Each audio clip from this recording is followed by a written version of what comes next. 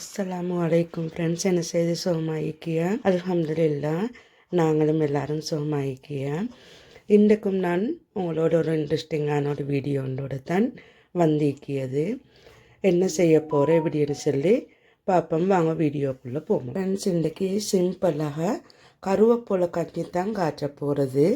அதுக்கு நான் இங்கே எனக்கு கொஞ்சம் இன்றைக்கு மிச்சமாக ஸ்ரீலங்கா கடையில் கருவேப்பிலை கிடைச்ச ஒரு பெரிய பவுல் ஒன்றுக்கு எடுத்து வச்சுட்டேக்கிய.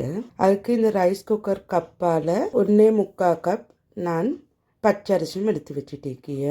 மற்றது தேங்காய்ப்பால். உங்களுக்கு ஃப்ரெஷ் கோகோனட் இருந்தால் ஒரு கோகோனட்டில் பாலை புழிஞ்சு எடுத்துக்கோங்க.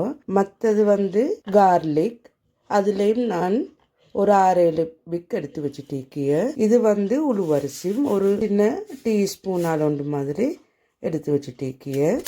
இப்போ நான் இதெல்லாம் வாஷ் பண்ணி எடுத்துகிட்டு வரேன். அரிசை கழுவும் போது நாங்கள் உளுவரிசை போட்டுக்கொள்ளணும். இப்போ இந்த அரிசையும் கழுகி எடுத்துகிட்டு வரேன்.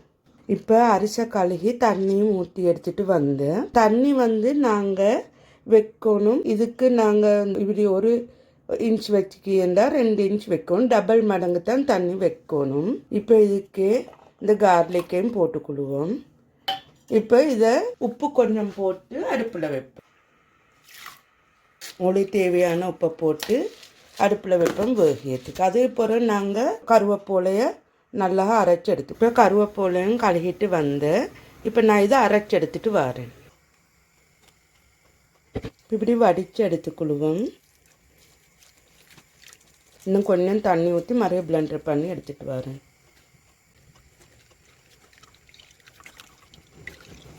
இங்கே பாருங்க, எவ்வளோ ஏழுமோ அந்தளவு புழிஞ்சு எடுத்துக்கோங்க. இப்படித்தான் நீக்குமே நான் தண்ணி ஊற்றி புழிஞ்சி எடுத்து வச்சுக்கொண்டேன். இதுக்கு இன்னும் உங்களுக்கு சாத்தாவாரின்னு சொல்லி ஸ்ரீலங்காலிக்கிய அதுகளும் ஆட் பண்ணணும்னு சொன்னால் மிச்சம் நல்லம்.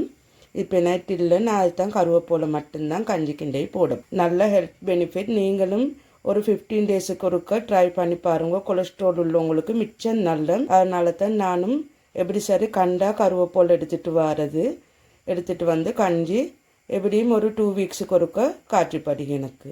இங்கே பாருங்க, தண்ணி எல்லாம் வத்திக்கிய. இப்போ நல்லா வெந்திக்கிய. இப்போ நான் அடுப்பை நல்லா ஸ்லோ ஃபயரில் வச்சு புழுங்க மூட போகிறேன். இப்போ இது புழுங்கட்டும். இங்கே பாருங்க, இது இப்போ பார்ப்போம். இப்போ இங்கே பாருங்க, நல்லா புழுங்கிக்கிய.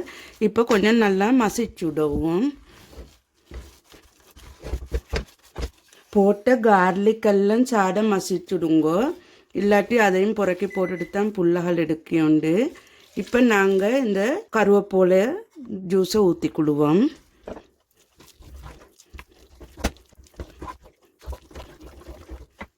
இப்போ அதோடைய பாலையும் ஊற்றிக்கொள்வோம்.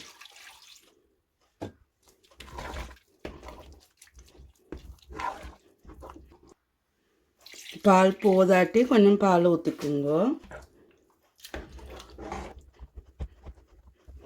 மிச்சம் கொதிச்சுட தேவையில்லை, ஒரு அளவு கொதிச்சா போதும். இப்போ இந்த திக்னஸில் இருந்தால் லேட்டாக நல்லா திக்காகிற கஞ்சி கொஞ்சம் லூஸில் ஈக்கணும். இல்லாட்டி பாச்சோறு மாதிரி ஆகிடும்.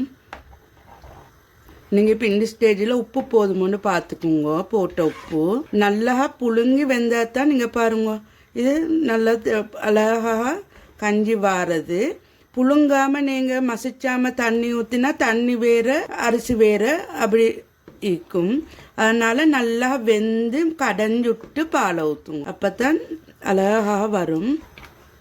இப்போ சரி, இப்போ கொதிச்சது போதும். நான் ஆஃப் பண்ணிக்குள்ளே போடு. இப்போ சுடவே உங்களுக்கு உரப்புக்கு என்ன சரி துவையல் ஒன்றோட சரி, இல்லாட்டி கருப்பட்டி. நான் தான் மிச்சம் கருப்பட்டியோட தான் எடுக்கியது. எங்கள் வீட்டில் துவையல் விருப்பம் இல்லாததால் கருப்பட்டியோட சரி உங்களுக்கு சர்வ் பண்ணிடலாம். இங்கே பாருங்க, இவ்வளோ தான் ஈஸி பிரேக்ஃபாஸ்ட் ரெடி. எங்கட இங்கே பாருங்கள் ஃப்ரெண்ட்ஸ், நான் சர்வ் பண்ணிட்டு வந்தேன்.